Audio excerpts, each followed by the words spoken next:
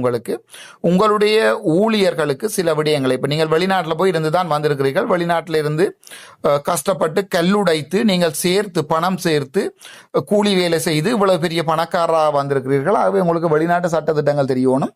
அந்த சட்டத்திட்டங்களை இங்கே உங்களுடைய ஊழியர்களில் காவல்துறை போன்று எங்களுடைய காவல்துறையை அவமானப்படுத்துவதற்காக செய்யக்கூடிய மொத்தமான தொழில், உங்களுடைய மனைவியும் என்னுடைய தந்தையாருக்கு சல்யூட் அடித்தவா என்ற அடிப்படையில் ஒரு காவல்துறையை அனுமதிப்பதற்கு மொத்த வடிவத்தை நீங்கள் உங்கே செயற்படுத்தி கொண்டிருக்கிறீர்கள். காவல்துறை யூனிஃபார்ம் ஒன்றை கொடுத்து அதில் மோட்டர் சைக்கிளை கொடுத்து உள்ளுக்குள்ளே ஓடுவது போன்றும், நீங்கள் நடந்து வர மாதிரியும், உங்களை சுற்றி நாய் ஒன்று ஓடி வருவதை மாதிரியும், அந்த படம் சந்திரமுகி படம் மாதிரி உங்களுடைய படங்களை நான் பார்த்திருக்கிறேன். நான் உங்களுக்கு ஒரு தெளிவான வேண்டுகோள், இந்த சந்திரமுகி நாய்களுக்கும் அதே நேரத்தில் உங்களை சுற்றி நிற்கின்ற நாய்களுக்கும் ஒரு தெளிவான பதில் ஒன்றை சொல்லி வையுங்கள். என்னவென்றால், இந்த பொதுமக்களுடைய மூக்கு நுனி வரைக்கும் தான் ஒருவருக்கு அனுமதி உண்டு. ஒரு பொதுமக்கள்ல கை வைப்பதோ கால் வைப்பதோ அவமானப்படுத்தி வெளியே பேசுவதோ, அவர் அவமானப்படுத்தப்படுகிறார் என்ற ஒரு வழக்கு ஒன்றை போடுகின்ற சந்தர்ப்பத்தில் நீங்கள் பொதுமக்களுக்கு ஒரு சர்வீஸ் ஒன்று கொடுத்து அதுக்குரிய பணத்தை பெற்றுக்கொள்கிறீர்கள் என்ற அடிப்படையில் உங்களுக்கு அதற்குரிய சட்டத்திட்டங்கள்